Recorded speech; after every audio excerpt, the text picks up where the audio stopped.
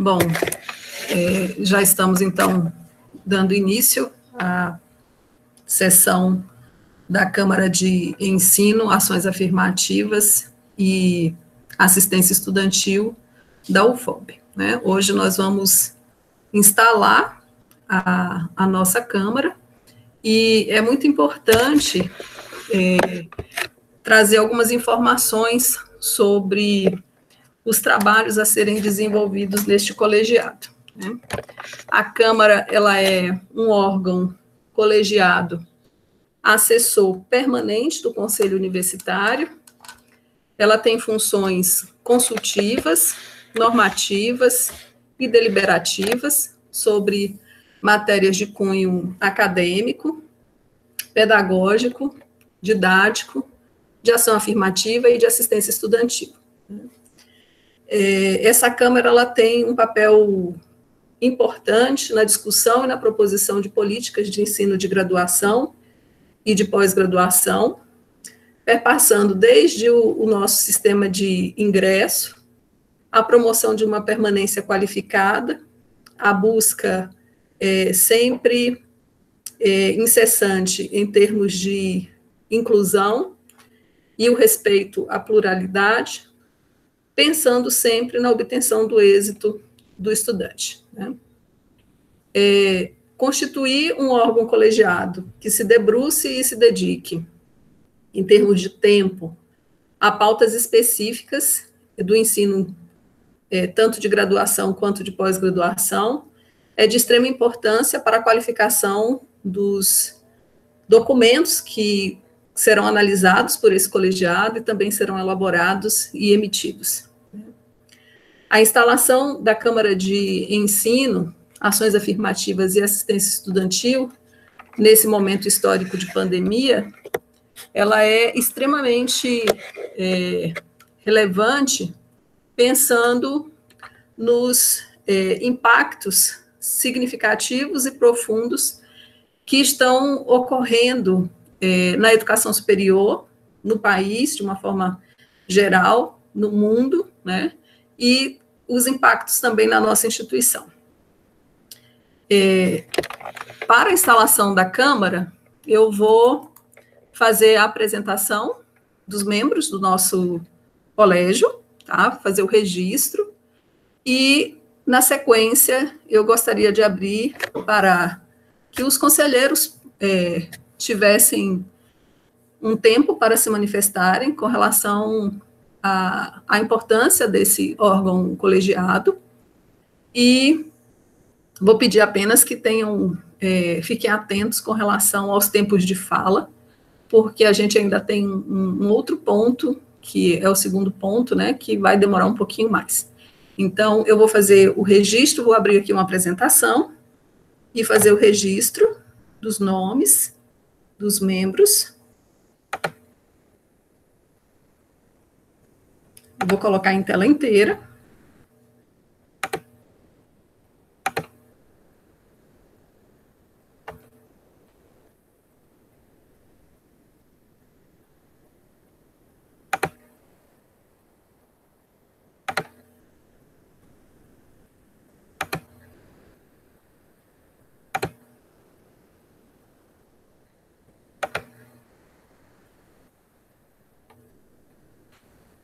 Pronto, então, 27 de maio de 2020, instalação da Câmara de Ensino, Ações Afirmativas e Assistência Estudantil.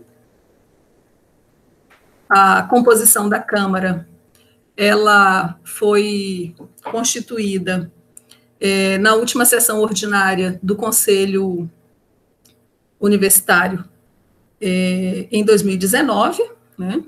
Então, nessa Câmara ficaram como representantes eu, professora Adma Lacerda, pró-reitora de graduação, com a incumbência de assumir a presidência da Câmara, o professor Antônio Oliveira de Souza, representando a vice-reitoria, como vice-presidente da Câmara, o professor Cláudio do Nascimento, representando a pró-reitoria de pós-graduação, pesquisa e inovação, o professor Elias Isler, representante docente do Centro das Ciências Exatas e das Tecnologias, o estudante Igor Barbosa Neves Queiroz, representante discente, o professor Jairo Torres Magalhães Júnior, representando a direção do do Centro Multidisciplinar do Campus de Barra, o professor Joubert Lima Ferreira, representante dos coordenadores das licenciaturas, o servidor técnico Max Araújo Nunes, representante dos técnicos administrativos em educação, o professor Rafael da Conceição Simões, representando a direção do Centro das Ciências Biológicas e da Saúde, o professor Rony Rocha de Souza, representante dos coordenadores dos cursos de bacharelados, e a professora Vera Regiane Nunes, representante da direção, representando a direção do Centro Multidisciplinar do Campus de Santa Maria da Vitória.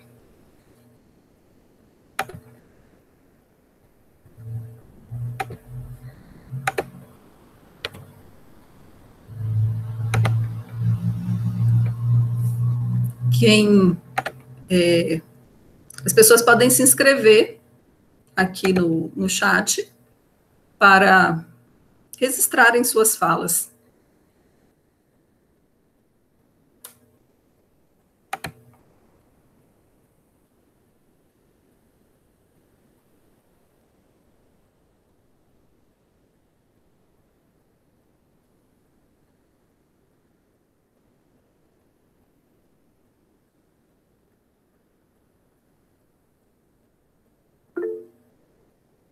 Professor Jairo.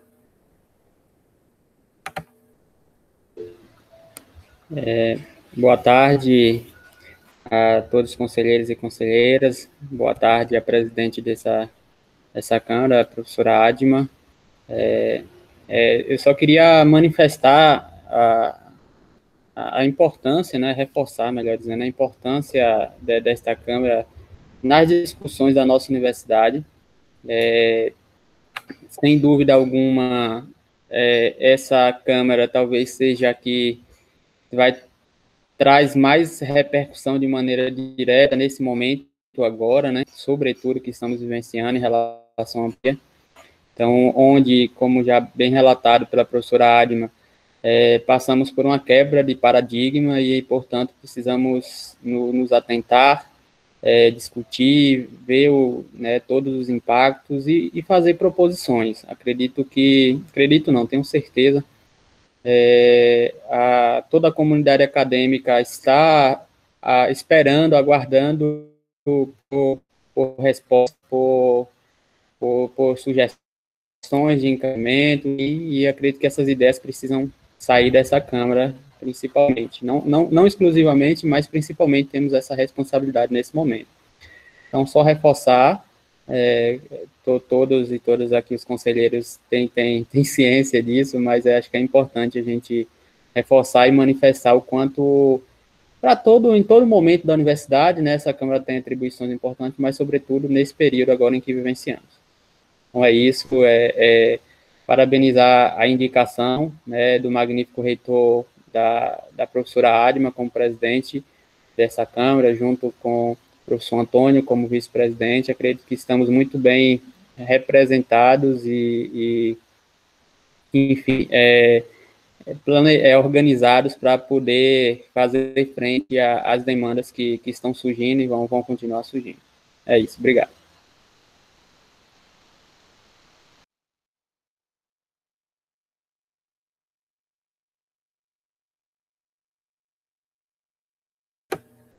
Professora Vera.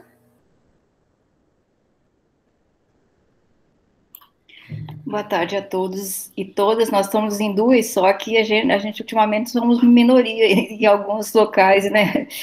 Mas eu agradeço a oportunidade de estar aqui, porque a gente como o professor Jairo falou, a gente está num momento bem difícil, e nós, fora de sede, a gente necessita dessas instâncias também, porque às vezes nós nos sentimos meio que sem saber para onde que nos direcionamos. Lógico que a Prograde sempre está aí para nos ajudar, mas é mais uma instância para a gente discutir os problemas que nós temos vivido e vamos viver aí. Então, só agradecer também de estar nesse espaço e me coloco à disposição aí para eventuais demandas aí. Obrigada. E parabenizar você, agradecer você por vocês estarem aí. Clívio também está aqui, o professor Antônio e demais conselheiros aí que a gente tem se encontrado por aí. Obrigada, gente.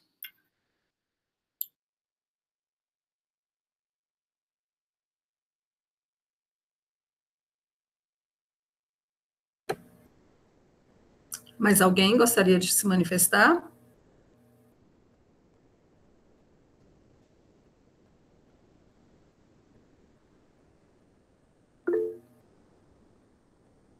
Maxson, pode falar. Bom, boa tarde. Estão me ouvindo bem? Sim. Prontíssimo. Boa tarde a todos e todas aí. Felicidade, de certo modo, né, nessa recondução, retornar como primeira reunião nessa Câmara, né, que a gente vai hoje dar início aos trabalhos. Felicitar também aí a boa escolha, né, também da presidenta, vamos chamar, a professora Adma e também do professor Antônio como presidente dessa comissão, dessa Câmara, né, na verdade, e ratificar a importância da criação, né, de uma Câmara que possamos debater sobre o ensino, sobre os estudantis, suas estimativas, né, e decorrência da eficácia, né, para que a eficácia dessas políticas possam acontecer em nossa universidade, como bem lembrou o professor Jairo, né, passamos por um momento delicado, e acredito que as câmaras elas vão dar celeridade para todo esse processo, em meio a tantas questões que enfrentaremos aí. Então, bom trabalho a todos e todas, que a gente possa realmente estar aqui e fazer esse valer, né, dessa escolha, dessa nossa indicação para essas câmeras.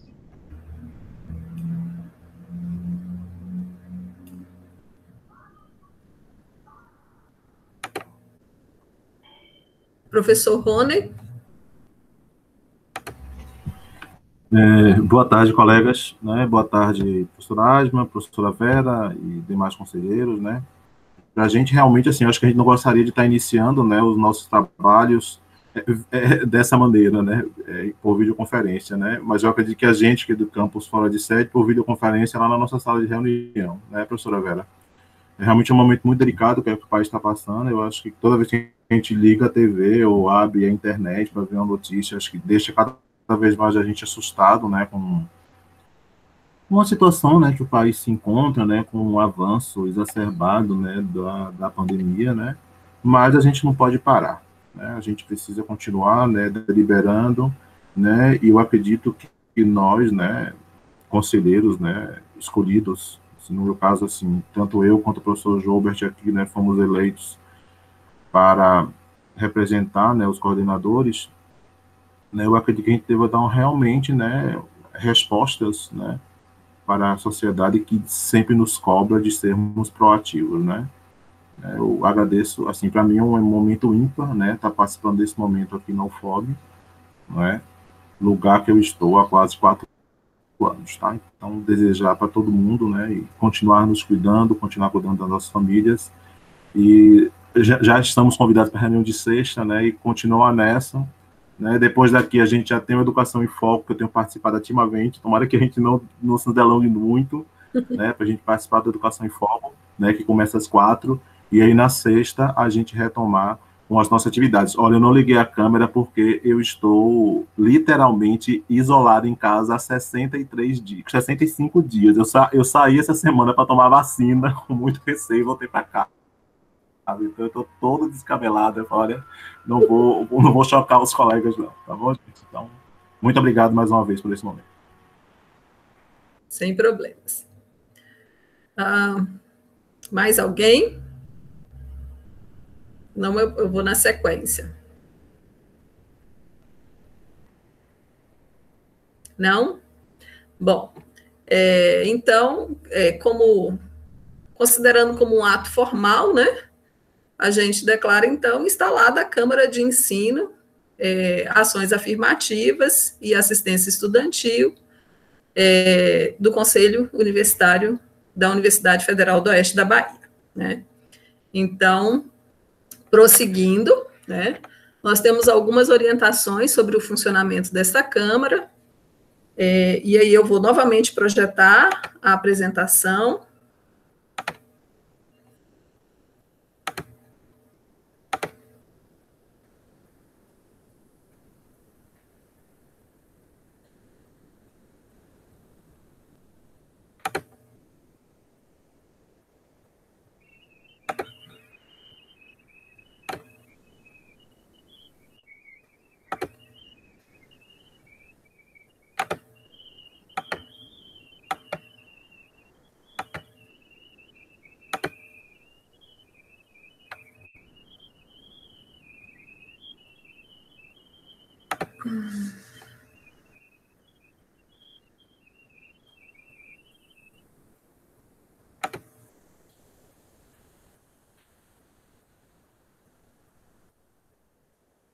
Bom, informações gerais sobre a nossa Câmara, né, segundo o regimento geral da UFOB, as câmaras assessoras terão composição definida na última sessão extraordinária de cada ano.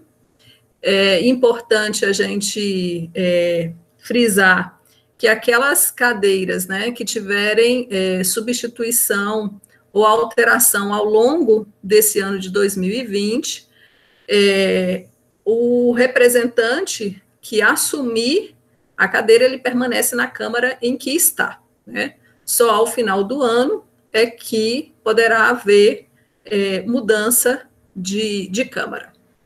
Cada Câmara assessora será composta de no mínimo 9 membros e no máximo 15, sendo facultada a cada membro do Conselho Universitário integrar até 2 câmaras, respeitados os limites acima fixados, que foi o que nós fizemos no final do ano passado. A critério da presidência do Consune, poderão ser instituídas comissões especiais para emitir parecer sobre assuntos não previstos na competência das câmaras. Existem poucas pautas que são exclusivas do Conselho Universitário e uma série de atribuições em termos de discussões para as câmaras, né, que são 4 no total. As sessões ordinárias do Pleno do Consune ocorrerão na primeira quinzena do mês e das câmaras assessoras na segunda quinzena do mês. A instalação ela está ocorrendo de forma excepcional na última semana, mas ainda dentro da segunda quinzena. Né?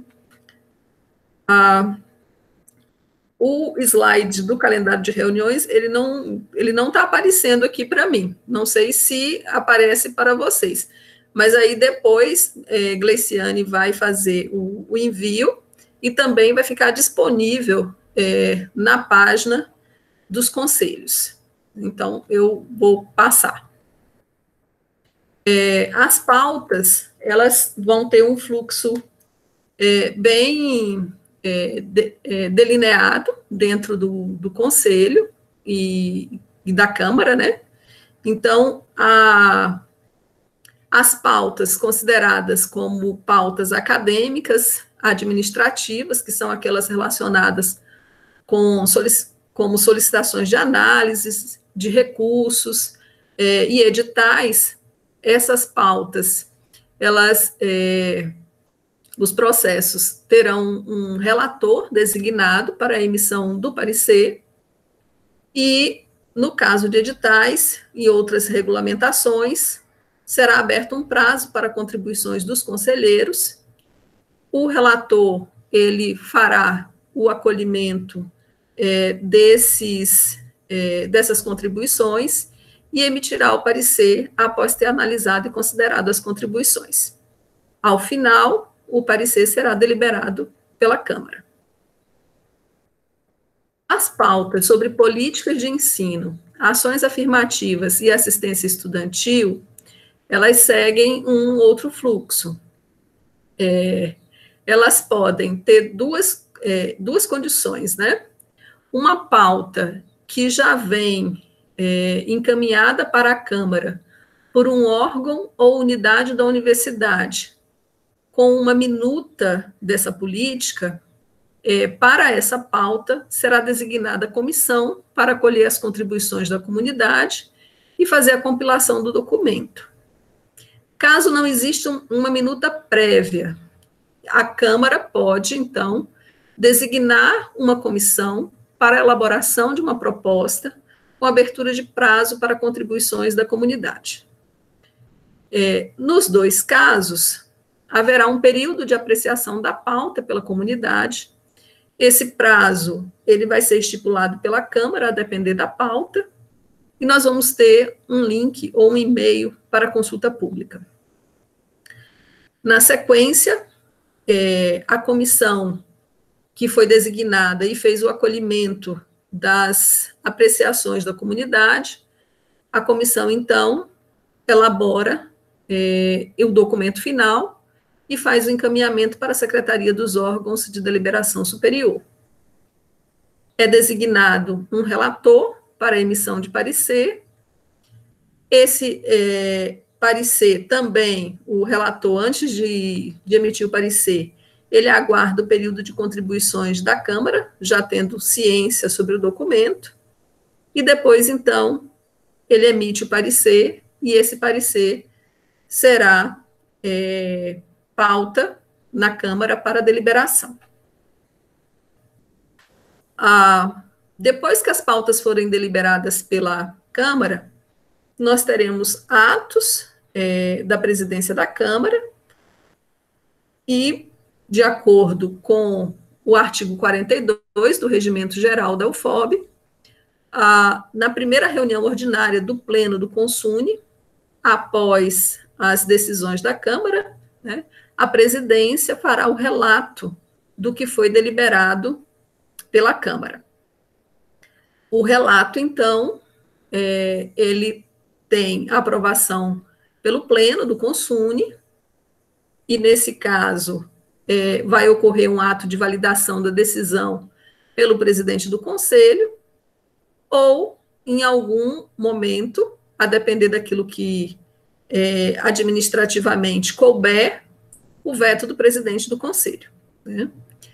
Mas o Pleno do Conselho também pode solicitar reexame da matéria relatada, desde que um terço dos conselheiros votem a favor do reexame, né? Ou por solicitação do presidente do Conselho. Neste caso, será designado um relator para essa pauta, um relator do Conselho para essa pauta, e depois, então, a pauta passa a ser deliberada pelo Consune. Tá?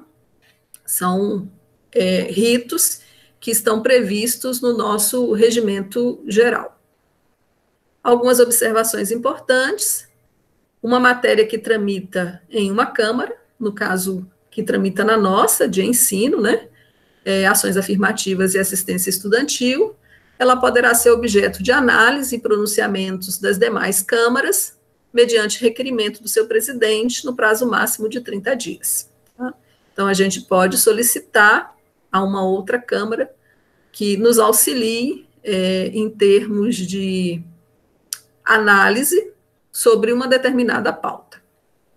O reitor tem prazo máximo de 30 dias, a partir da data de decisão do Conselho Universitário, para exercer o direito de veto, submetendo ao Pleno na primeira reunião ordinária subsequente. Essas observações, elas são importantes, porque nós estamos iniciando os trabalhos das câmaras, e, apesar do delineamento dos fluxos, é importante a gente compreender que existem outros passos para além daquilo que cabe à Câmara no momento de emitir o ato administrativo. A Câmara de Ensino, Ações Afirmativas e Assistência Estudantil, de acordo com o artigo 38 do Regimento Geral, tem como competências estabelecer anualmente e modificar, quando necessário, o calendário acadêmico. Então, nós já temos uma pauta que é uma atribuição que é importante, pensando nesse momento que nós estamos vivenciando, né? Em breve, nós teremos que discutir as questões relacionadas ao calendário acadêmico, visto que as nossas atividades presenciais estão suspensas.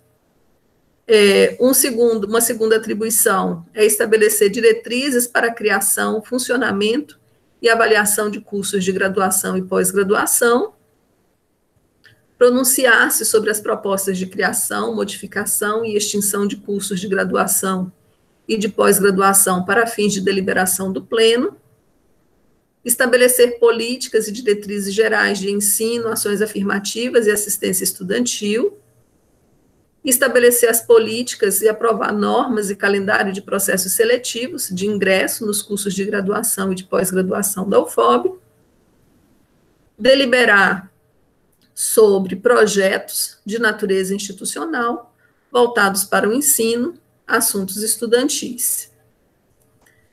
Deliberar também sobre a elaboração, modificação e aprovação do regulamento de ensino de graduação e de pós-graduação. Nós estamos vivendo o nosso regulamento de ensino agora, né? Então, ações relacionadas a modificações e aquilo que, durante a vivência, nos mostra outros caminhos, são pauta dessa Câmara. Estabelecer normas para a revalidação de diplomas estrangeiros dos cursos de graduação e para o reconhecimento dos diplomas estrangeiros de pós-graduação. Normatizar e aprovar editais relativos às ações afirmativas, à assistência estudantil, aos programas vinculados ao apoio às atividades de ensino. Deliberar, em última instância, sobre recursos relativos a decisões de natureza acadêmica, direcionadas ao ensino de graduação e pós-graduação, e, por fim, estabelecer e normatizar a implementação da política de mobilidade de estudantes entre os cursos de graduação e pós-graduação. Essas são as atribuições da Câmara de Ensino, Ações Afirmativas e Assistência Estudantil. Sobre o funcionamento das câmaras, apenas algumas observações. O regramento está pautado no regimento geral, a partir do artigo 29.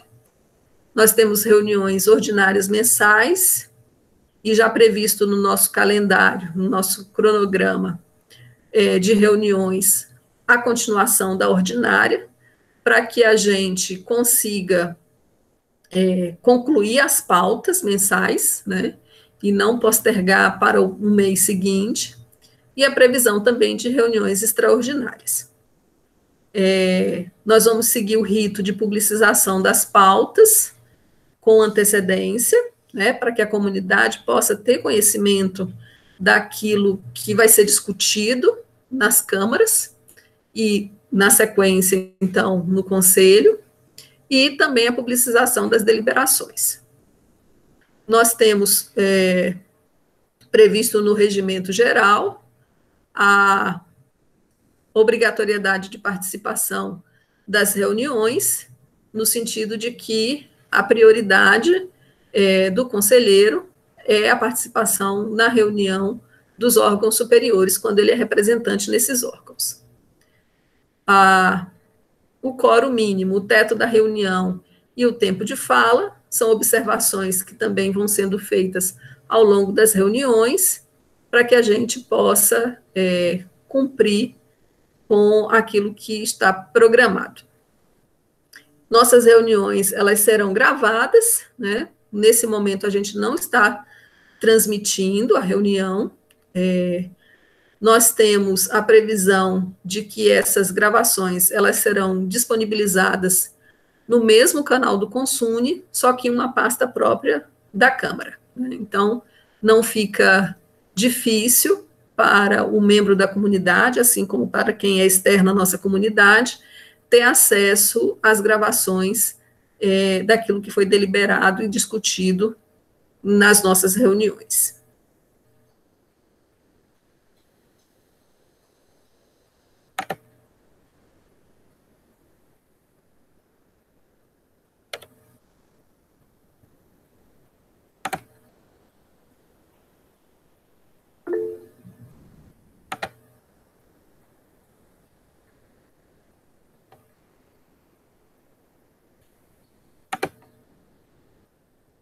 Pronto.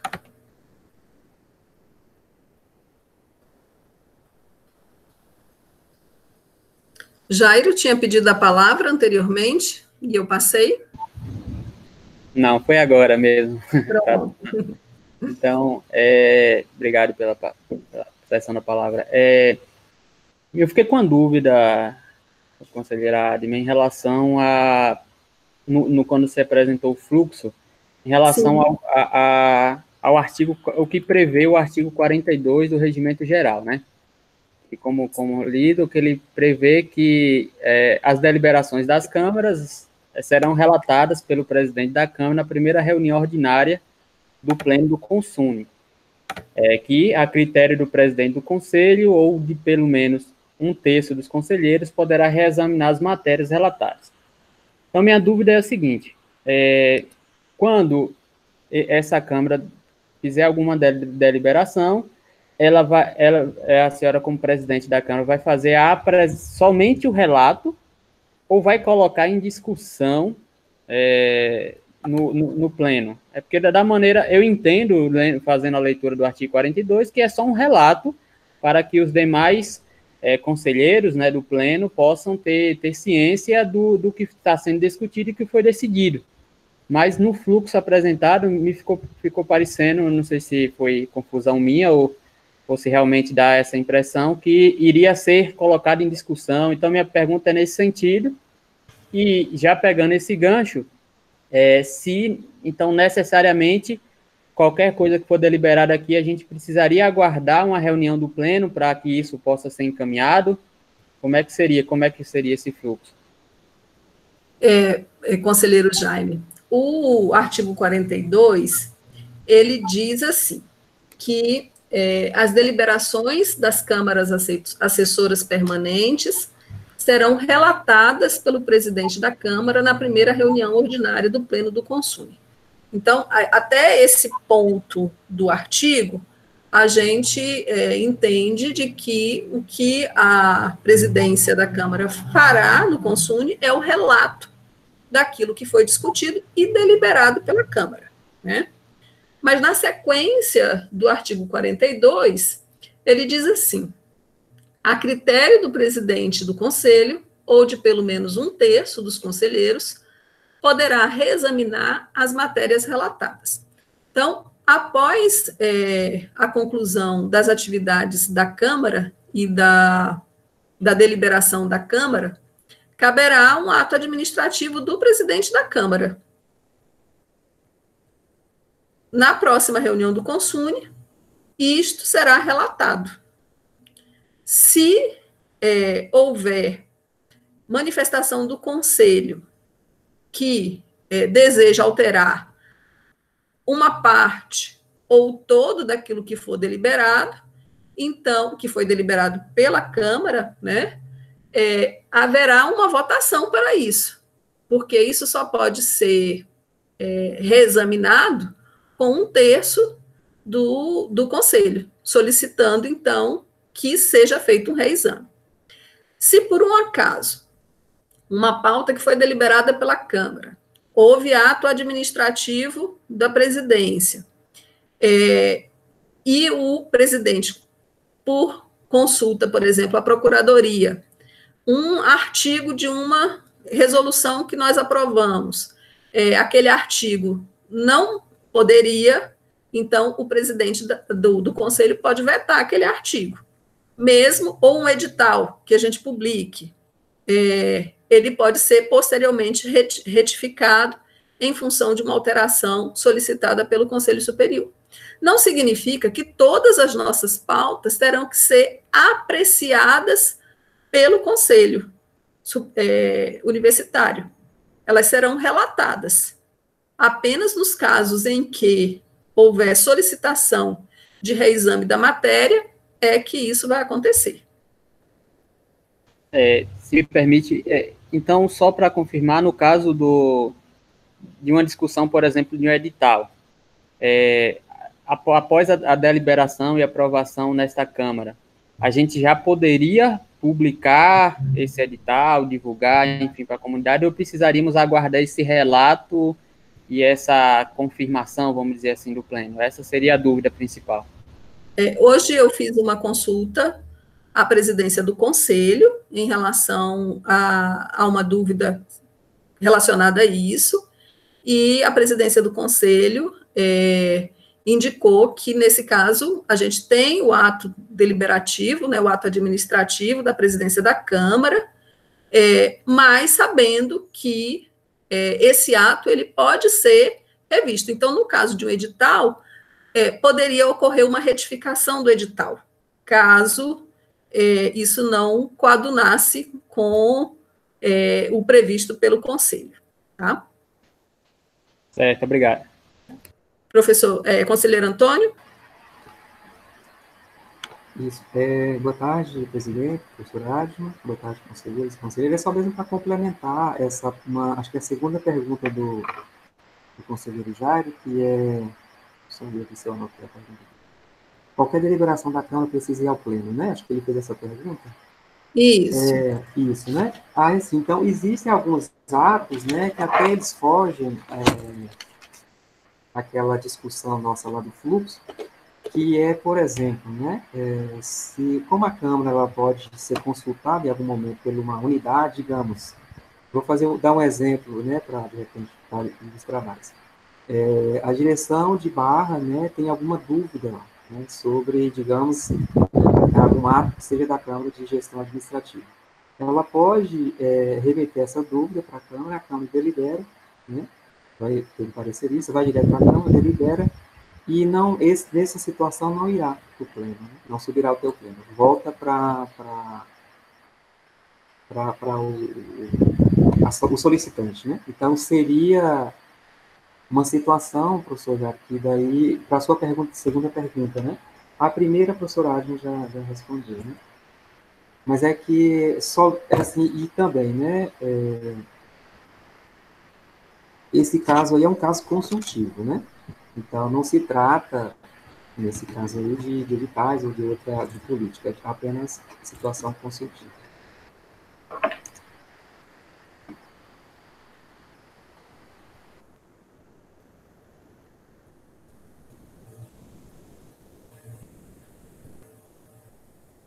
Professor Jairo?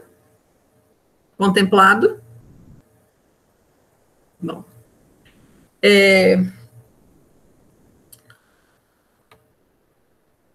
Então, tendo instalado a Câmara e já discutido alguns aspectos do seu funcionamento, né, eu acredito que com o caminhar, né, e as próximas reuniões, 2, 3 reuniões, a gente vai ter isso muito mais claro do funcionamento, né, não o fluxo em si, mas a prática da realização, tanto dos atos administrativos, quanto do prosseguimento da pauta no Conselho. Acho que isso vai ficando mais claro a partir da segunda reunião, né? Eu acho que, tendo essa de hoje, a de sexta-feira, que é a nossa extraordinária, e na semana seguinte nós já temos a reunião do Conselho, então nós já vamos começar a exercitar como que será, de fato, na prática, esse fluxo, né?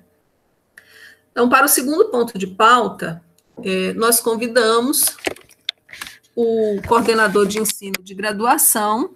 Eu só preciso baixar aqui um pouquinho a tela.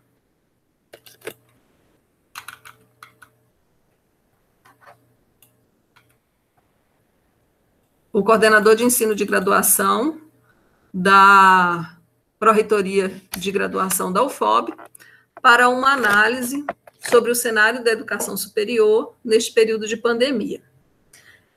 Desde o início da pandemia, causada pelo novo coronavírus, o Ministério da Educação tem emitido normativas para regulamentar uma série de situações, né, tanto do calendário acadêmico, do calendário escolar, quanto o uso de tecnologias digitais para substituir aulas presenciais.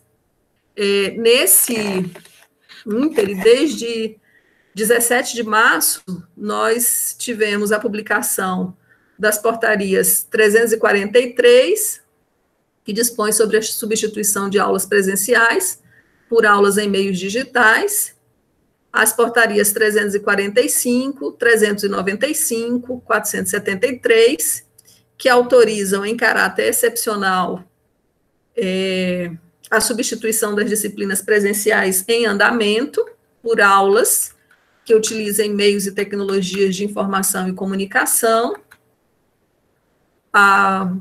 No final do mês de abril, nós também tivemos a publicação do parecer número 05/2020 do Conselho Nacional de Educação, que reorienta a reorganização do calendário escolar e a possibilidade de cômputo de atividades não presenciais para fins de cumprimento da carga horária mínima anual em razão da pandemia da Covid-19.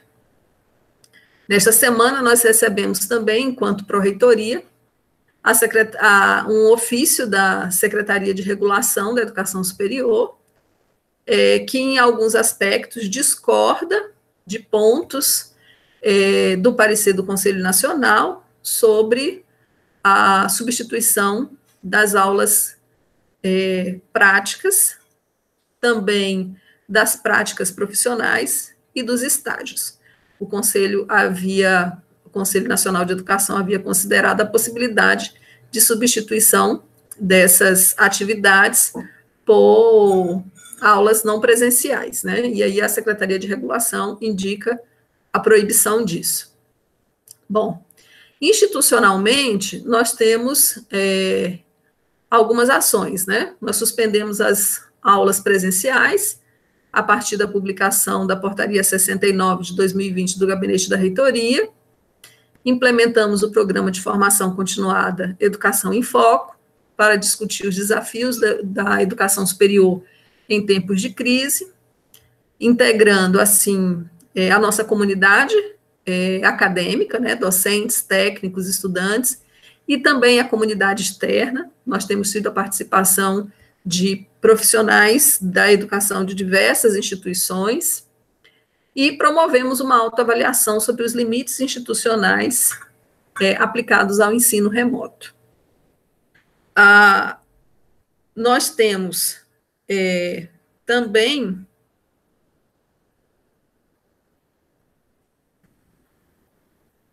no âmbito da pós-graduação, a realização de discussão com os coordenadores dos programas de pós-graduação sobre os processos de defesa, e tendo em vista a portaria 36/2020 da CAPES e a portaria 72 do Gabinete da Reitoria, expediu-se uma norma operacional que trata das defesas durante o período de enfrentamento à Covid-19. Então, a pós-graduação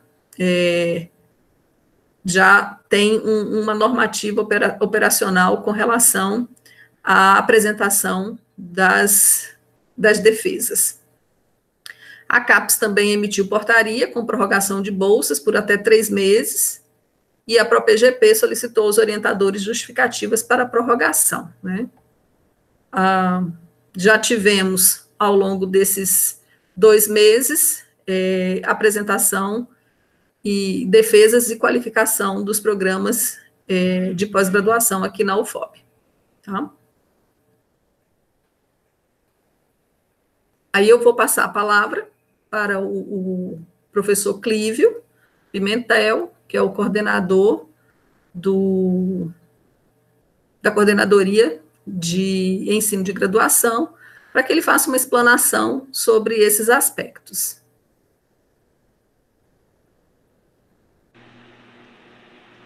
Obrigado, Adna, obrigado, conselheiros, pelo convite. Todo mundo me escuta? Só para confirmar. Vocês conseguem me escutar? Sim. Pronto, obrigado. Eu estou entrando aqui de 2 perfis, porque eu fiz uma pequena apresentação para a gente conversar sobre esse tema da análise do cenário educacional, né, diante da pandemia causada pelo coronavírus. Eu vou tentar compartilhar aqui a tela com vocês.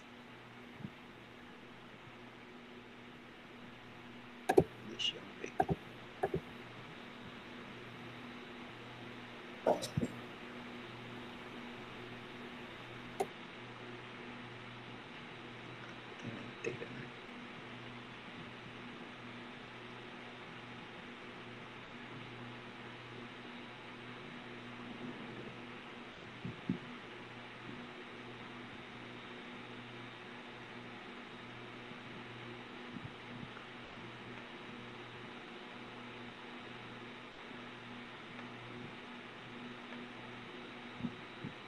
tentando compartilhar e não estou conseguindo, será?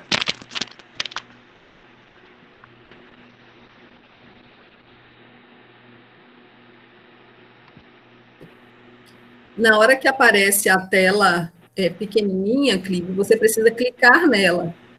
Aí ela vai permitir você compartilhar. Clicar em compartilhar. Compartilhar está habilitado? É isso mesmo. Ele não está aparecendo como opção, só tem o cancelar. O compartilhar ele não fica então, azul. Clica no meio da tela preta.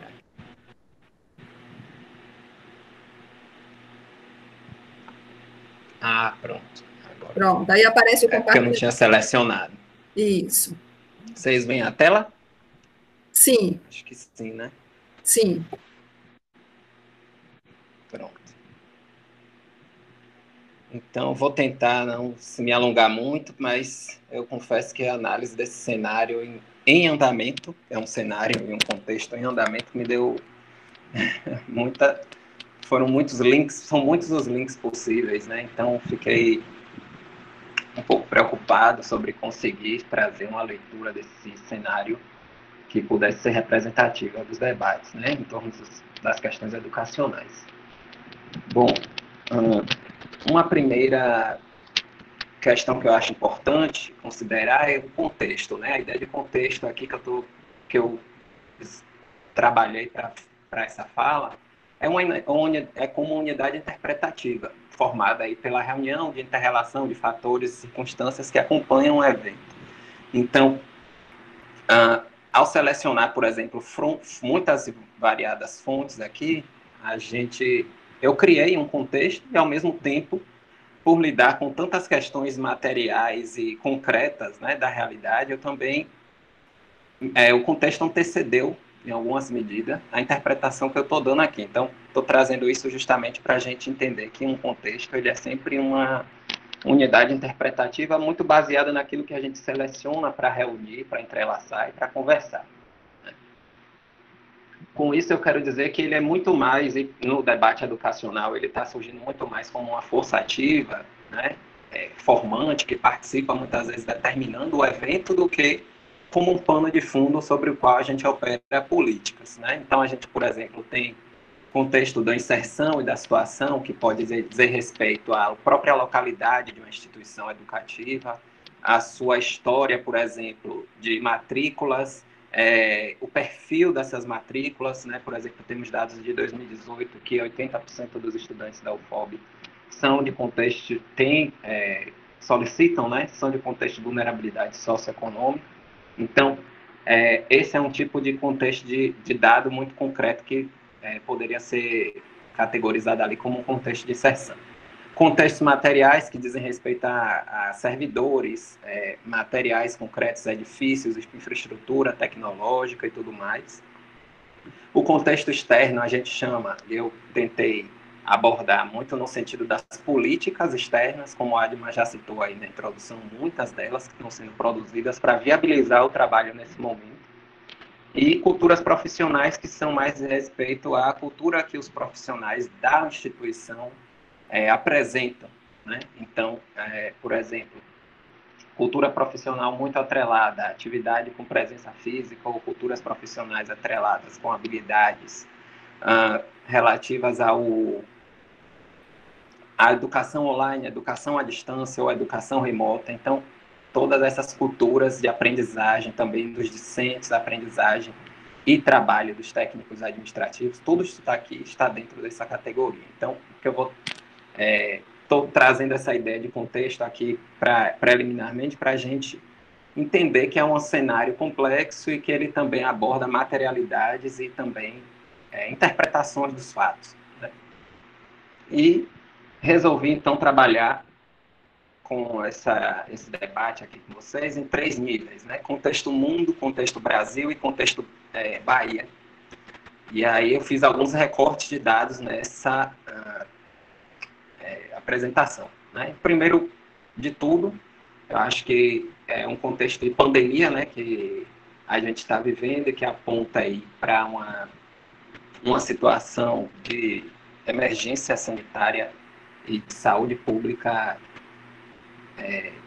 inédita na história recente, né, da humanidade. Então, muito do que a gente viu e tem visto no debate é sobre como retardar o pico desse gráfico aqui, que a gente está muito acostumado já, quer dizer, alguns de nós muito acostumados com ele, né? E como a gente fazer isso, que é através do fique em casa e através, no caso nosso particular, do estude em casa, né? Então, desse debate sobre a necessidade de distanciamento e de isolamento para que a gente possa conter um pico aí de infecções, a gente foi convidado, né, e a gente foi orientado pelos organismos internacionais e nacionais de saúde no distanciamento social, a praticar isso, né, e a ficar em casa, e no caso das instituições educativas, a dar um jeito de estudar em casa. Sobre a evolução e o fechamento, né, da suspensão das atividades das instituições educativas, eu só vou mostrar aqui um gráfico da Unesco, que ele é bem interessante, ele está avaliando, monitorando, a cada dia ele vai sendo alimentado aqui os dados do site, mostra um pouco o impacto da Covid-19, né, da evolução da Covid. Então, de 16 de fevereiro até hoje, 27 de maio, esses dados estão sendo coletados, então a gente está vendo aí no mapa os países, né, a evolução dessa pintura significa a evolução dos países que fecharam, ou em algumas localidades, ou totalmente as suas instituições educativas, né, e ao longo desse período e ao longo desse tempo, muitas instituições foram fechando, né. Eu vou tentar acelerar aqui um pouco, porque ao final ele já vai mostrar um cenário muito mais completo sobre instituições educativas que fecharam, os países que fecharam completamente, os que até hoje estão com essas instituições fechadas. Então, no mapa, nós temos a situação de no mundo, né, nós temos 3 grandes situações. Os países que estão totalmente fechados, como o Brasil, em que você vê o status de que escolas e universidades fechadas em todo o país, com mais de aproximadamente 52 milhões e 800 mil estudantes afetados. E aqui embaixo, eles dividem, né, entre escola pré-primário, primário, secundário e terciário. Então, no nosso caso, por essa tipologia, nós seríamos o terciário, com aproximadamente 8 milhões e 500 mil estudantes afetados. Alguns países que já apresentaram políticas de reabertura, a partir do que eles já evoluíram em termos de controle da pandemia em suas localidades, e alguns países que também estão exigindo, só um momento que está meio lento, alguns países que estão exigindo que as instituições cumpram uma determinada política de cuidado e que garanta que não vai haver novas infecções a partir daquilo que elas determinarem, né? Então, você vê aqui a Noruega, a Groenlândia, alguns países que já reabriram as suas atividades, enquanto outros, e a maioria deles no mundo, continuam com suas atividades suspensas. Então, e aqueles que reabriram, alguns deles com orientações muito específicas para as instituições educativas. Então, voltando aqui para a nossa... isso só foi uma tentativa de trazer aí números, né, para a nossa fala, para avaliar esse contexto educacional. No sentido de percebermos que estamos sofrendo um grande impacto, né? E aí, a partir disso, uma coalizão, né, global pela educação, ela se institui com diversos parceiros, sejam eles parceiros multilaterais, aí que vai desde da Unesco até o Banco Mundial, que são esses, né? Parceiros do setor privado, que tem aqui diversas empresas que estão também fornecendo subsídios e soluções para as instituições educacionais, sociedade civil sem fins lucrativos, que também participam, parceiros da mídia, e redes e associações também internacionais que estão nessa luta aí em torno da tentativa de diminuir os impactos provocados, como a gente viu lá naquela animação anterior, pelo distanciamento social nas instituições educativas, né? E aí, nós temos algumas soluções que esses documentos e esses organismos multilaterais apontam, que eu achei importante trazer para a gente avaliar, né? Uma publicação da Unesco, Covid-19 e Educação Superior, dos efeitos imediatos ao dia depois, e aí estou me referindo agora aqui especificamente a essa publicação, e ela traz algumas medidas em âmbitos administrativos. Então, ações durante a pandemia, né, e o dia depois, que é o que eu vou falar um pouco mais para frente. No que diz respeito às ações durante a pandemia, eles dividem lá e subcategorizam diversas ações do ponto de vista administrativo e medidas de apoio à continuidade formativa. No que diz respeito às medidas administrativas, algumas políticas e algumas orientações elas são dadas, né, que são políticas excepcionais de flexibilização do calendário acadêmico, modificação dos calendários de matrícula e exames e tudo mais, como no caso, por exemplo, do Enem, né, que tem sido uma grande polêmica agora em torno disso, políticas de cuidado e atenção à saúde, políticas para atender às necessidades financeiras dos estudantes, apoio socioemocional da comunidade universitária, né, que são através de grupos de apoio com terapeutas e atendimento virtual. Eles chamam criação de janelas virtuais, acho que é do espanhol aí, mas para a gente seria talvez os canais, né, virtuais para atenção a questões administrativas, procedimentos acadêmicos e bem-estar dos alunos. E aí eles trazem alguns exemplos, como a colação de grau, né, como já aconteceu, inclusive, aqui no contexto da UFOP, a abertura de processos que dizem respeito a mais diversos em relação à vida acadêmica do estudante. Então, abertura de processos não mais através da presença no colegiado, por exemplo, mas através de canais virtuais para que isso minimize a exposição das pessoas à presença nos ambientes, né, a presença física. No que diz respeito às medidas de apoio à continuidade formativa, a gente vê o fomento a algumas tomadas de decisões, que são políticas emergenciais de uso e conhecimento das plataformas virtuais, né? Políticas formativas de capacitação de docentes e de técnicos administrativos para a passagem virtual, ou seja, a cultura virtual, né? As políticas de fomento à elaboração também de conteúdos digitais e criação de curadorias, repositórios para esses tipos de conteúdo, que eles consideram importantes, e inclusive citaram o contexto da USP, nesse caso, com as e-disciplinas, né, que eles têm, que são formas mais massivas de contato e de acesso aos estudantes, com a produção e a gravação de aulas, a produção também de guias para apoiar os professores e os estudantes na migração de modelos físico-presenciais a modelos com presenças virtuais, políticas de uso de aplicativos genéricos de comunicação, como o WhatsApp, o Facebook, entre outros, o Instagram, né? Eles também discutem e debatem sobre isso. E analisar também a própria capacidade institucional de virtualização do ensino. Eu achei muito interessante essa normativa, porque, e de acordo com tudo que eu também falei anteriormente sobre a ideia de contexto, né, a gente precisa entender que são políticas mundiais, e particularmente nesse caso, a Unesco em parceria com a IESALC, né, que é o Instituto Internacional para a Educação Superior, na América Latina e no Caribe, produzido então para uma infinidade aí de instituições educativas, e a gente precisa entender como contextualizar essas orientações universais em nosso nível local, né? E, por último, as políticas de concessão temporária de aparelhos, como tablets, computadores e etc., né, que são também políticas que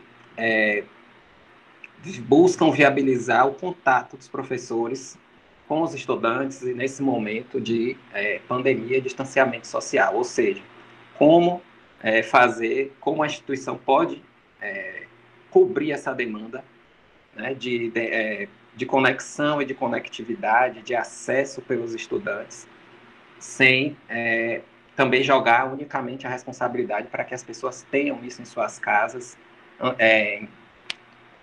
independente, né, da instituição a qual ela está vinculada.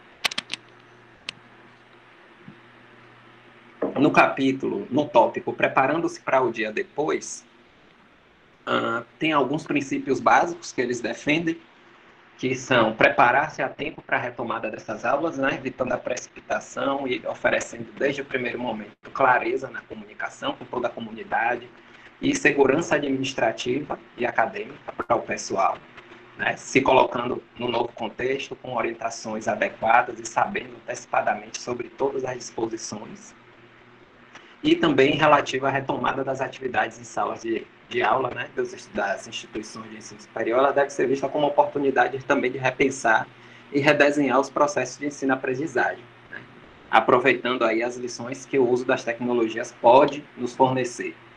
Ou seja, entendendo e prestando atenção também às questões de equidade e inclusão.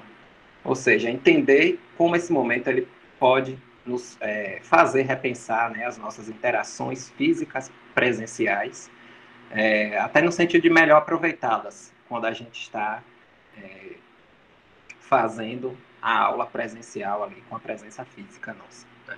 Que muitas vezes elas acontecem mais para um cumprimento ali da nossa carga horária, um cumprimento da nossa presença, burocracia mesmo, no sentido da nossa atividade, né, do que ela tem se configurado como um momento formativo e educativo. Então, o texto chama muita atenção para isso, né? Às vezes a gente sobrecarrega fisicamente a nossa presença sem necessidades ou em momentos que a gente cumpre ali o ritual. Bom, deixa ele aparecer. No que diz respeito aí à continuidade formativa, né, esse documento ele também orienta a gestão dos processos formativos, trazendo aí algumas questões que são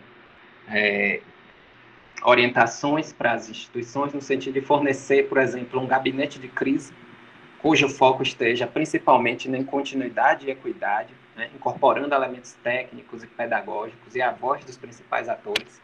Eu entendi esse gabinete de crise como uma instância, né, a regulamentação de uma instância na universidade que possa, na gestão dos processos formativos, oferecer apoio constante, né, aos professores, docentes, estudantes, técnicos, no sentido de acolher as demandas, né, monitorar e fazer um acompanhamento diário também das necessidades que em cada caso venham a surgir, dar prioridade aos problemas relacionados à falta de equipamento, né, ou conectividade, na medida do possível, oferecendo serviços e aplicativos para telefones celulares, garantir que os alunos e os professores tenham linhas de apoio constantes, né, por telefone ou online, projetar medidas pedagógicas para avaliar formativamente e gerar também mecanismos de apoio e aprendizagem de alunos desfavorecidos, como, por exemplo, tutorias individualizadas, grupos reduzidos de aprendizagem,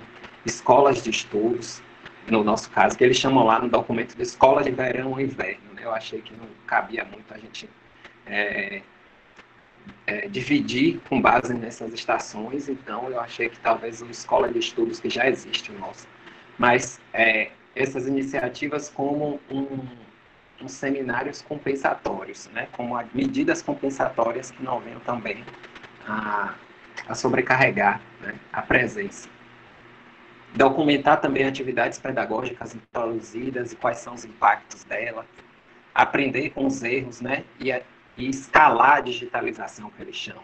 Ou seja, ser um processo mesmo institucional e formativo dentro da universidade, porque erros vão ter muitos, é uma mudança drástica cultural, inclusive os documentos chamam a atenção para isso, né? Então, envolve um pouco da necessidade dessa escala, né? Escalar da digitalização, que eles chamam.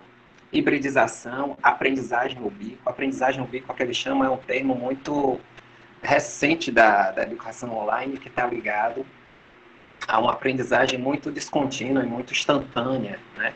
De quando a gente necessita informação, a gente acessa através de um dispositivo que imediatamente nos conecta ali.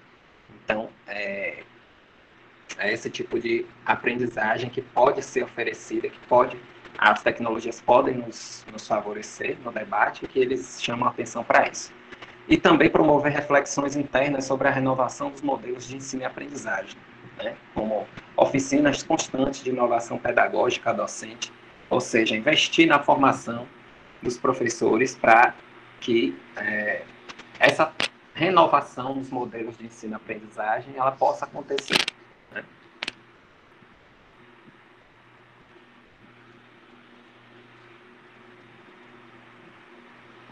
E, no contexto disso tudo, logicamente que existe uma disputa, né, narrativa pela significação das qualidades dos processos educativos. Então, muitos dos debates que eu venho acompanhando, né, seja através de webinários, seminários, o Congresso da UFBA agora, entre outros, até o próprio Educação em Foco da UFOB, a gente tem visto uma disputa pela significação da qualidade dos processos educativos, né? Então, eu tentei aqui categorizar essas duas perspectivas, né? Não tentando polarizá-las, mas ao mesmo tempo trazendo que são perspectivas muito presentes. Então, de um lado, você tem os defensores, digamos assim, da inovação, do novo normal, que a gente vai ter que encarar esse processo de uma forma muito madura e muito consistente com tudo aquilo que as tecnologias elas podem nos oferecer.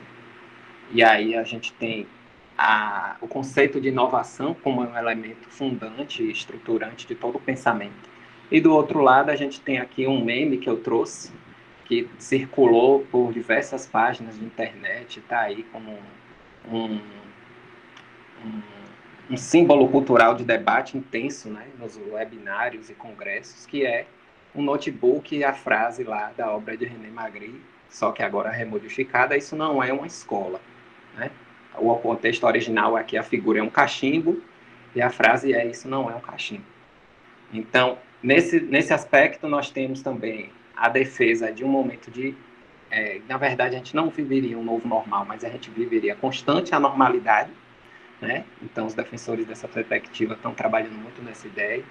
E a ideia seria pensar, não no sentido de conservação dos rituais, mas a defesa tem sido muito no sentido de pensar como a qualidade acontece e que níveis de qualidade a gente vai atingir ou poderá vir a atingir se partirmos da ideia de que o ensino remoto e as outras soluções digitais vão ser implementadas.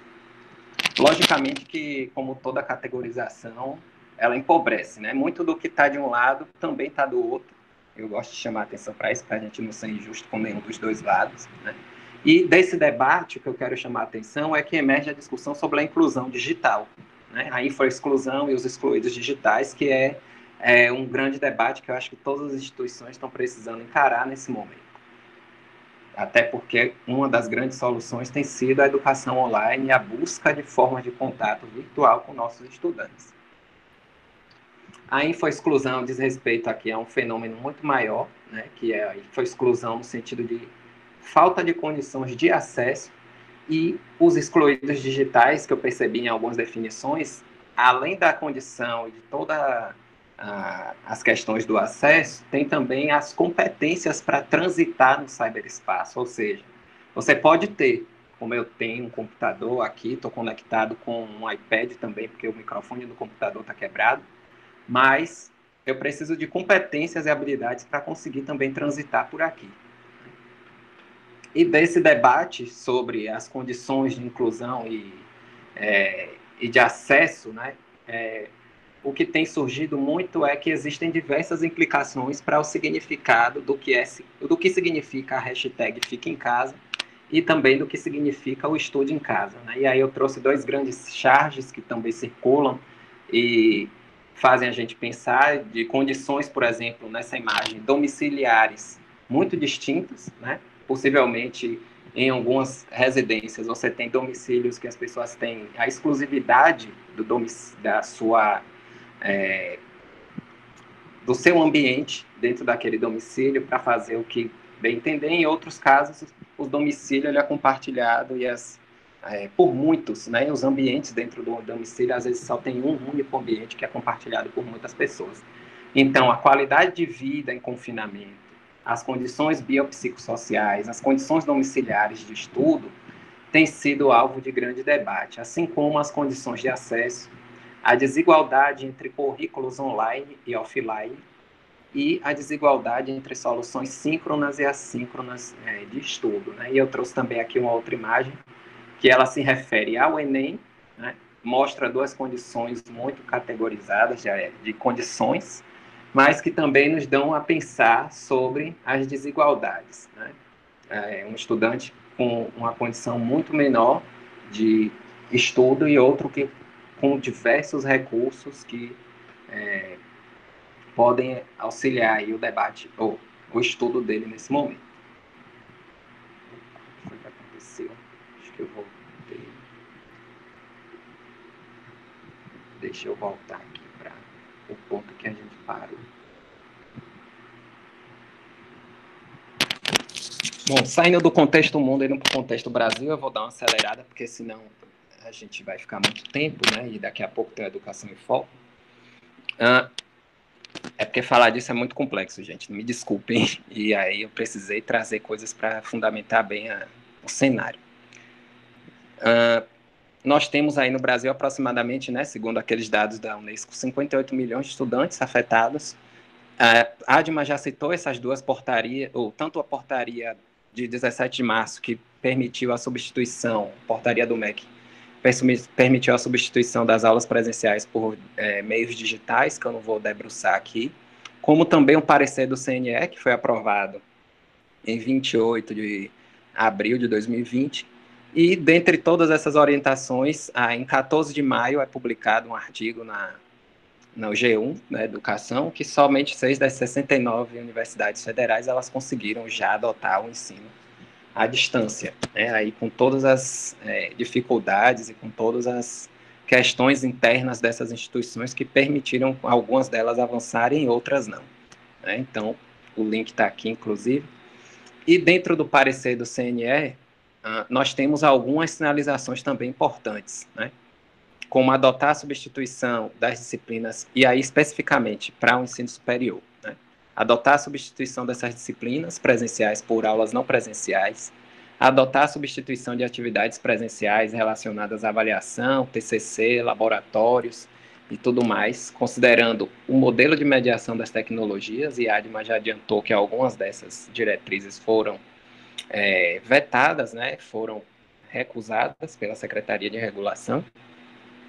Regulamentar as atividades também complementares de extensão, TCC, organizar o funcionamento dos seus laboratórios e atividades preponderantemente práticas com a realidade local, adotar atividades não presenciais de prática e estágio, especialmente os cursos de licenciatura e formação de professores, né, extensíveis a cursos de ciências sociais aplicadas onde couber, informando as séries ou órgão de regulação a qual a IES está vinculada.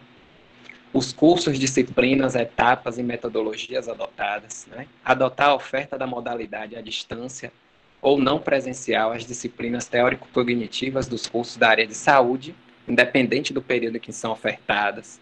Supervisionar estágios e práticas profissionais na exata medida da possibilidade de ferramentas disponíveis. Além de outras definições, como definir a realização das avaliações remotas, adotar o regime domiciliar para alunos que testarem positivo ou que sejam grupo de risco, organizar processos de capacitação docentes para o aprendizado à distância, implementar o teletrabalho para professores e colaboradores, proceder ao atendimento ao público dentro das normas editadas pelas autoridades públicas e com SPEC amparo, né, em referências internacionais. Podem realizar. Qualquer coisa, se quiserem me interromper, fiquem à vontade. Viu?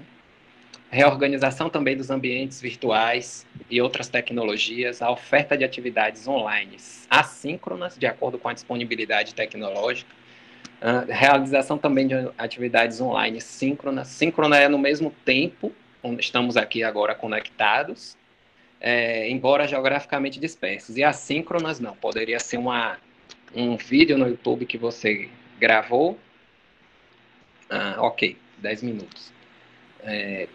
Você gravou e aí você tem contato lá com o material independente do momento. Realização de testes online, né, utilização de mídias sociais de longo alcance também, assim como as recomendações internacionais. E o dia depois, né, a indicação para o retorno às aulas também tem lá no parecer do CNE. Com o início das atividades com o calendário de reposição de conteúdos e carga horária de forma presencial e não presencial, estabelecer a oferta de aulas presenciais de forma gradual em paralelo com o processo de reposição, a manutenção dos critérios, né, das instituições, das atividades de reposição de forma não presencial, considerar a continuidade em menor escala de contágio e manter no encerramento da quarentena as atividades não presenciais em conjunto com presenciais, mantendo um retorno paulatino à presencialidade de 25%, 75% e 100%, distribuídos durante o restante do ano letivo. Pensar os processos de avaliação institucional diagnóstica da situação da aprendizagem nos cursos individualmente, para além das avaliações de desempenho já realizadas, né, de forma a construir cenários de política de aprendizagem adequadas no retorno à presencialidade, né, adequar os calendários e prazos, né, e pensar também da realização do ENAD após a conclusão do ano letivo. Então, são algumas das medidas que o parecer do CNL traz e que, vejam, aponta também muito fortemente para soluções online. Então, eu formei aqui a nossa apresentação e a nossa conversa com alguns dados que eu achei interessante trazer. A União Internacional aí das Telecomunicações, que é um parceiro lá da Unesco, né, dos organismos multilaterais, traz um dado interessante que de 2000 a 2018, 70% da população aqui da nossa região, do nosso país, começou a usar a internet. No entanto, um dado ainda muito abstrato, né? E aí você tem a pesquisa feita pelo Centro Regional de Estudos para o Desenvolvimento da Sociedade da Informação, o CETIC, que fez a pesquisa TIC Domicílios, que começa a mostrar dados mais da nossa realidade, né?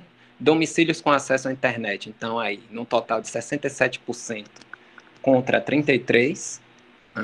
Dentro desses domicílios, né, temos alguns motivos e as razões principais para não ter não ter acesso à internet, e dentre eles porque os moradores acham muito caro aqui, com 27%, seguidos porque os moradores também não sabem usar a internet, com 18%, e falta de interesse também, não sabem, ou falta de interesse dos moradores, 16%. E aí outros motivos estão aqui distribuídos, que tem acesso em outros lugares, tem acesso no seu local de trabalho, por falta de disponibilidade na internet na região. Então, veja, e no nosso caso, especificamente, precisaríamos de condições de internet nas residências e nos domicílios, né? Justamente para evitar o deslocamento para as dependências da universidade para o uso da internet. Domicílios que possuem equipamento de TIC, então você tem aqui esmagadoramente televisão, rádio, né, telefone celular, que é também grande, mas ao mesmo tempo você tem os computadores, né, que são pouco presentes. Computador de mesa, então, 19%, computador portátil, 27%, tablet, 14%. Então, as tecnologias necessárias para isso, para uma educação remota, são também um pouco evidentes nos domicílios. E o celular, que pode ser um recurso também utilizado, com 93%. Dentro daqueles dados ali, do percentual dos equipamentos TIC presentes, né, quais são? Então, por tipo de computador. Então, computador de mesa, dentro desse percentual, 55% contra 45%. Notebook, 65% contra 35%. E tablet, 66% contra 34%. Que seriam aí, talvez, selecionei esses três, porque seriam, talvez, os recursos minimamente necessários para que o estudante tenha acesso e consiga estudar, né? Então, passando... Clívio. Pode falar. Eu acho que a gente vai parar no contexto Brasil, por causa do teto da reunião. Pronto. Tá? Tá certo, não tem problema. A gente pode marcar novamente para trazer esse dado mais próximo da gente, né? Acho que isso é muito interessante. Os dados, eles são extremamente importantes, né? Eles mostram com clareza os quantitativos e as realidades, né? O diagnóstico que nós estamos fazendo junto aos estudantes, aos docentes e aos técnicos, também vão revelando algumas dessas situações, né? O computador não é o equipamento mais frequente, quando ele está, muitas vezes ele é compartilhado, a internet pelo smartphone é o que se tem com maior acesso, e também não é uma internet sem limite, né? É uma internet com limite de dados, aquela que o estudante tem acesso. Só encerrando, então, a ideia, eu acho que é justamente isso, Adma, que você falou, né? Pensar essas políticas pensando no nosso contexto e as pesquisas institucionais, né, que no âmbito da Bahia e também do Brasil como um todo tem sido feito, né? Pesquisas institucionais para justamente mapear isso na instituição, independente do que as orientações internacionais e nacionais colocam, né? Ou seja, é uma leitura a partir do que eles fazem, confrontando também com nossos dados e ver o que é possível, né? É isso. O teto da nossa reunião é 15h40. Eu queria que a gente conseguisse chegar até 15h50 no máximo, se todos concordarem, para que a gente não perca o fio condutor, né, que foi a apresentação. Algum conselheiro gostaria de se manifestar, e eu vou pedir que fiquem atentos ao tempo. Professor Rony pergunta, Clívio, se o material pode ser enviado para os conselheiros por e-mail, tá? Se você pode disponibilizar. Pode sim. É uma apresentação que tem um pouco de peso, mas ela pode ser acessada online. Eu enviei o link para a secretaria, mas eu vou baixar também e vou enviar ela, colocar no Drive e vou compartilhar. Ok. Algum conselheiro gostaria de se manifestar?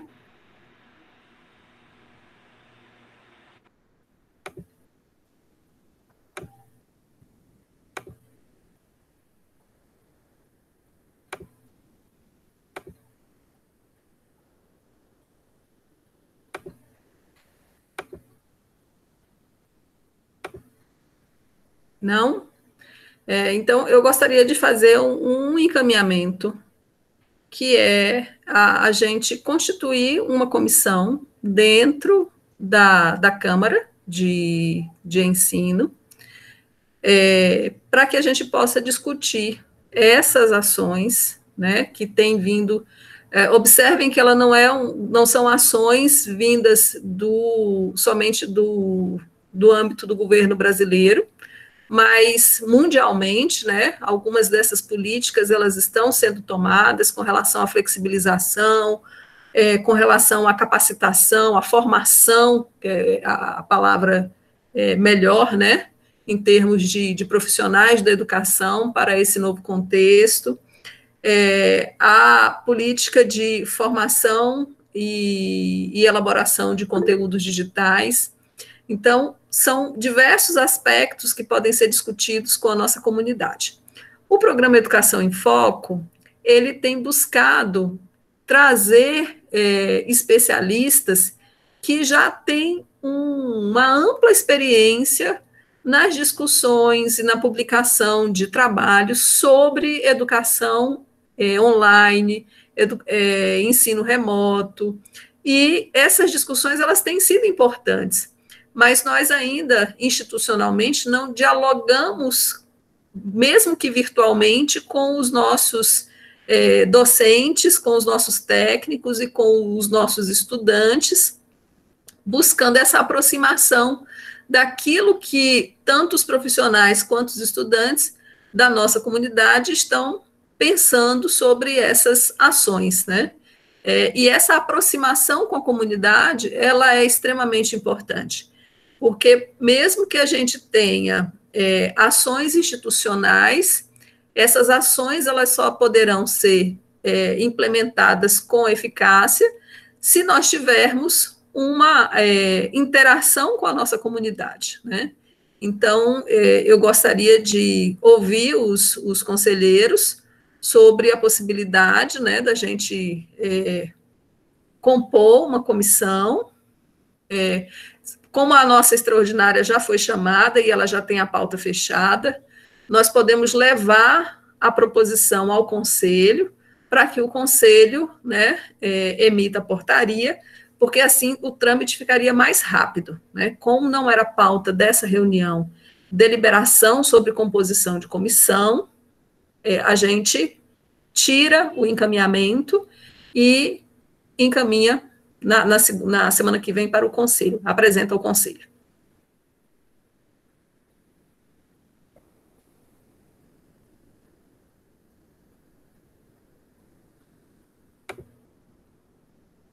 Conselheiro Cláudio. Boa tarde, conselheiros e conselheiras. Eu gostaria de inicialmente saudar o professor Clívio, né, pela exposição que fez.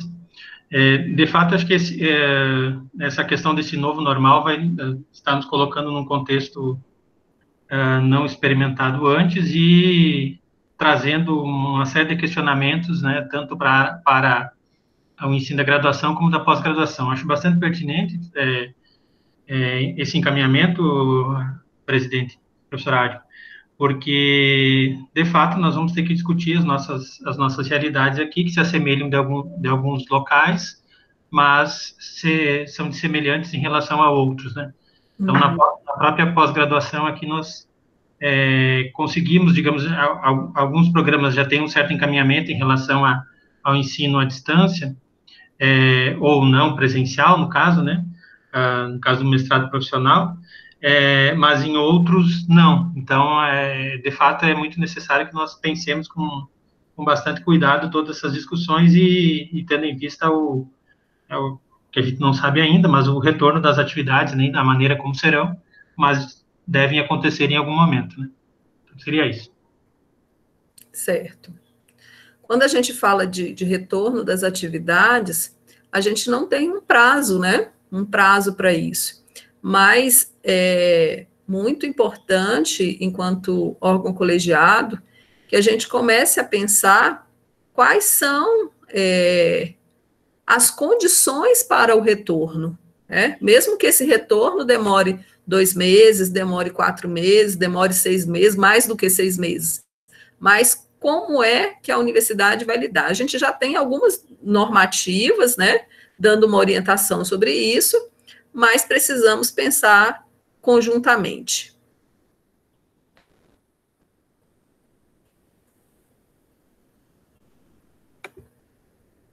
Mais algum conselheiro? É importante que vocês falem.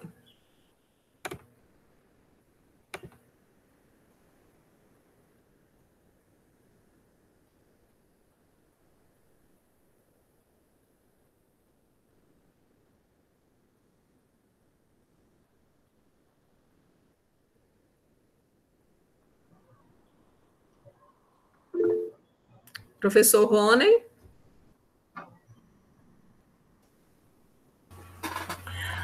Parabenizar realmente ao conselheiro Clívio pela apresentação. Já copiei aqui o link, viu, professor, do Prezi. E eu acredito também, professor Adma, com relação a essa questão da criação da comissão, né? Eu estou ingressando agora aqui na Câmara, né? Mas eu estou saindo o mês que vem já do Consune, né? Porque a gente fez uma eleição agora recente, né, de coordenadores, né, o mandato que eu tinha, né, eu não pedi renovação por mais um ano, mas eu acredito que seja já importante para se discutir, para a gente, quem tiver interesse, já apontar agora, né, para que numa próxima reunião, já depois dessa de agora, de sexta-feira, os trabalhos já se iniciam, né, por conta de que, principalmente porque algumas universidades, né, como foi apontado aí, já têm adotado, ou têm mais infraestrutura, né, para adotar atividades remotas. Eu tenho visto aqui pela TV que algumas instituições privadas já estão adotando agora, não é nem mais EAD, ensino digital. Né? Tem uma instituição que o material publicitário deles está todo agora, ensino digital. Né? E a gente verifica, né, alguns colegas que trabalham em instituições privadas, né, o trabalho hercúleo que está sendo desenvolvido por aí. Né? E aí, se a gente for pensar no cenário dos nossos estudantes, né, e a gente entende bem o de Santa Maria da Vitória, né, a gente tem um número significativo de estudantes que não têm, infelizmente, condições de estar tendo, né, atividades, né, de maneira remota, tá? Então, eu penso que seja realmente importante que a gente já saia definido aqui com a comissão para que faça uma aprovação, e aí já pode, eu acredito também, né, já convocar uma nova extraordinária para a semana que vem, uma nova ordinária para a semana que vem, né, pós, né, a reunião que nós teremos na sexta-feira. Obrigado.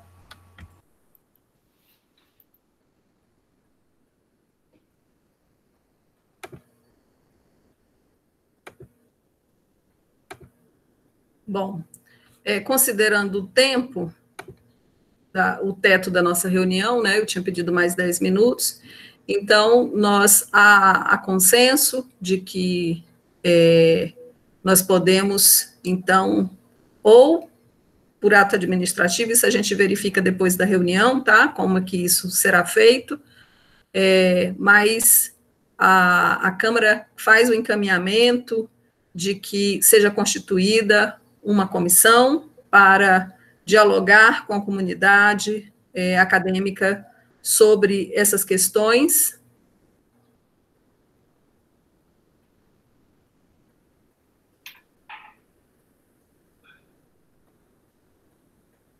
Todo mundo concorda? Conselheiro Jairo. Não, só eu concordo, né, com a indicação, mas eu só queria pedir um esclarecimento, assim, em relação, porque nós temos, né, nós, enquanto universidade, temos um grupo de trabalho, né, que foi criado pelo reitor para tratar as questões mais voltadas para a área de saúde, vamos dizer assim, para as medidas de prevenção, de contingenciamento, enfim.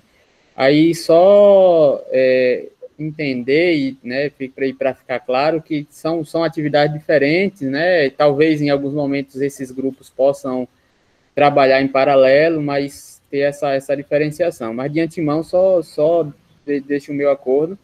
Eu não me coloco à disposição nesse momento para estar participando dessa comissão, porque eu estou participando desse grupo de trabalho, que tem tido algumas reuniões, fora todas as outras atividades inerentes à direção do centro, que não diminuíram, por incrível que pareça, aumentaram nesse período de pandemia. Então, assim, não teria condições, mas sou totalmente de acordo com a criação dessa comissão. Não há choque, professor Jairo, nas funções, né? As pró-reitorias, elas estão participando como convidadas do GT, de enfrentamento à Covid, conversando também sobre essas questões dos desafios no ensino, mas nada deliberativo, né? Então, considero que essa comissão, para que ela seja do Conselho, ela é uma comissão que possibilitará o diálogo com a comunidade, né? A escuta mais direta com a comunidade.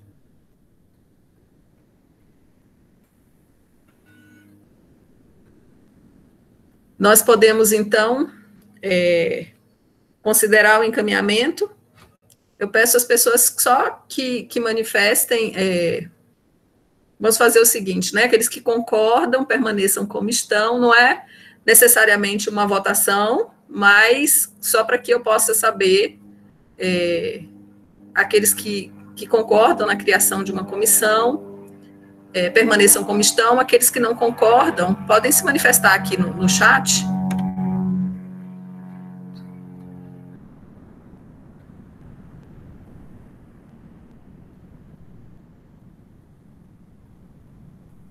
Bom, então, a gente leva a demanda. Eu gostaria de agradecer a todos, agradeço ao professor Clívio pela participação aqui na Câmara de Ensino, de Ações Afirmativas e Assistência Estudantil, pela explanação, né? É pena que o tempo é curto para possibilitar, né, as discussões, mas muito obrigada. E agradeço aos conselheiros, né, nesse momento de instalação da Câmara, que é um momento extremamente importante em termos de marcos conceituais e de quebra de paradigmas dentro da educação superior brasileira, né? Temos que primar, a UFOB já vem desde da sua criação buscando os aspectos da inclusão, e não podemos fugir também dessa discussão, né?